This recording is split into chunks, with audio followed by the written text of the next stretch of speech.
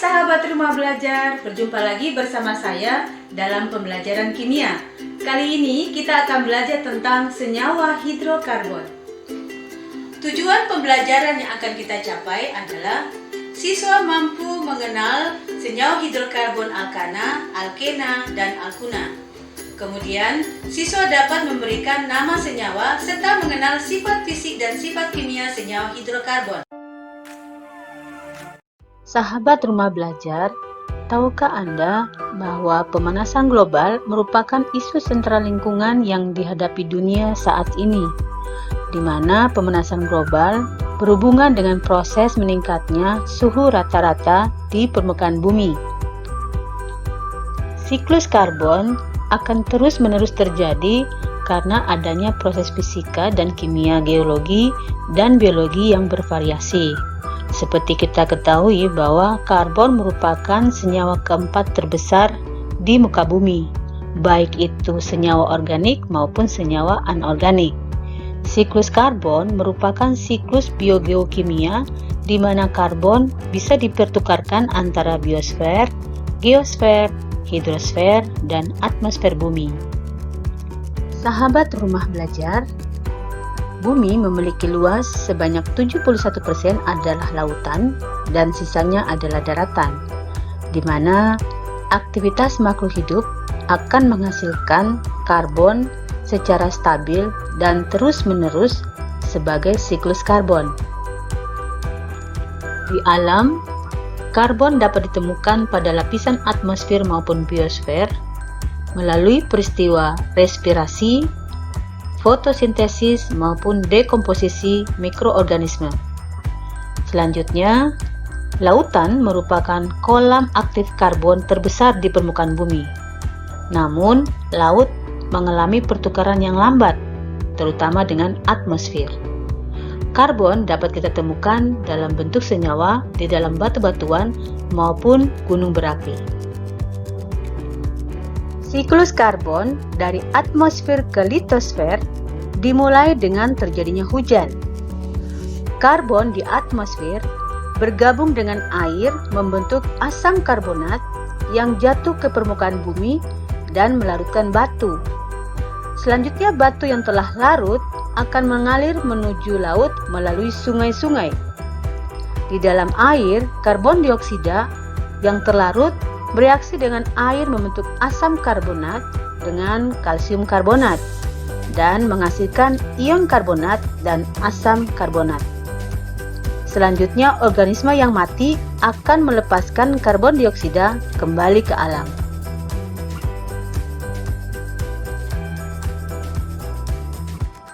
Pertumbuhan peradaban menyebabkan terjadinya revolusi industri, di mana pemakaian bahan bakar fosil terjadi secara besar-besaran.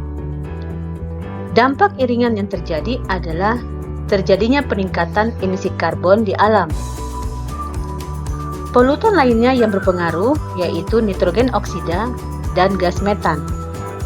Gas-gas tersebut akan naik ke lapisan atmosfer dan dipantulkan kembali ke bumi. Hal ini akan menyebabkan naiknya suhu permukaan bumi yang disebut sebagai efek rumah kaca. Nah, sahabat rumah belajar, sebenarnya efek rumah kaca ini dibutuhkan oleh makhluk hidup di bumi. Karena tanpa efek rumah kaca, bumi kita akan tertutup oleh es dan akan membeku.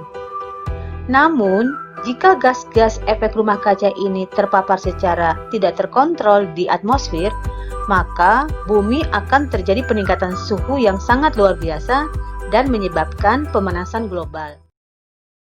Nah, sahabat rumah belajar, kita akan mengidentifikasi senyawa hidrokarbon apa saja yang dapat menyebabkan polutan efek rumah kaca. Sahabat rumah belajar, kita akan mempelajari tentang sifat fisik dan sifat kimia dari senyawa hidrokarbon. Senyawa hidrokarbon terbagi dua, yaitu senyawa hidrokarbon jenuh dan senyawa hidrokarbon tak jenuh. Nah, senyawa hidrokarbon jenuh disebut sebagai alkana. Sifat fisik dari alkana terdiri dari 1. Merupakan ikatan tunggal dan sukar bereaksi. Kemudian yang kedua, dalam posisi ikatan atom C memiliki jumlah atom karbon yang bervariasi dengan sifat fisik yaitu dalam bentuk cair, padat maupun gas. Nah, manfaat alkana yaitu sebagai bahan bakar, sebagai pelarut, sebagai pelumas, dan sebagai bahan bakar untuk pembuatan senyawa organik lainnya serta bahan baku industri.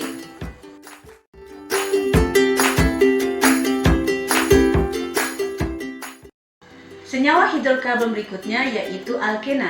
Alkena memiliki ikatan rangkap 2 dan disebut juga sebagai olefin.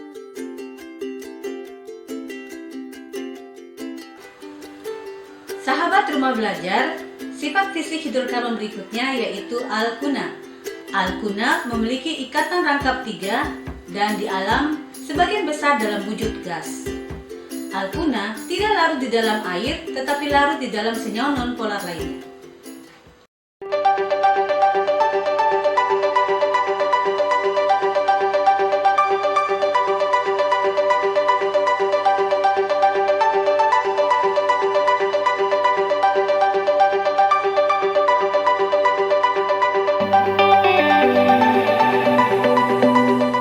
Pada simulasi tata nama alkana kali ini, kita akan coba memberi nama senyawa hidrokarbon jenuh dengan contoh soal sebagai berikut. Dalam senyawa ini terdapat jumlah atom karbon sebanyak 9 dan jumlah atom hidrogen sebanyak 20. Tugas kita adalah bagaimana cara menentukan senyawa tersebut. Ada 5 langkah simulasi untuk memberi nama senyawa alkana. Langkah yang pertama adalah rumus yang ada kita uraikan terlebih dahulu struktur senyawa sesuai dengan rumus atau tata nama alkana. Misalkan C3H7 kita uraikan menjadi CH3, CH2, CH2. Atau C2H5 kita uraikan menjadi CH3, CH2. Hal ini dimaksudkan untuk mempermudah dalam rangka menentukan rantai utama. Pemberian nama senyawa organik dapat didasarkan pada aturan tata nama UPEC dan tata nama trivial, di mana pada alkana rantai lurus, nama alkana harus sesuai dengan jumlah atom karbon dan diberi awalan normal atau N untuk rantai karbon yang tidak bercabang. Sedangkan pada alkana rantai cabang ditentukan berdasarkan rantai karbon yang terpanjang dan atom karbon yang tidak terletak pada rantai utama disebut sebagai gugus alkil atau rantai cabang. Penomoran atom karbon ini pada rantai utama dimulai dari ujung yang terdekat dengan rantai cabang. Nah, di sini kita menemukan rantai induknya dengan jumlah atom karbon terpanjang yaitu sebanyak 7 atom karbon dan diberi nama heptana. Kemudian kita akan menentukan cabang dalam senyawa ini. Di sini terdapat 2 cabang metil dan setelah itu kita akan menentukan penomoran dari senyawa ini. Ternyata cabang metil tadi terletak pada nomor 3 dan nomor 4 dari rantai induk tersebut. Nah, langkah terakhir kita akan memberi nama senyawa ini, di mana nama senyawa tersebut adalah 3,4 dimetil heptana. Nah, sahabat rumah belajar, demikianlah pembelajaran kita tentang senyawa hidrokarbon. Semoga bermanfaat dan sampai jumpa dengan video-video pembelajaran kita lainnya.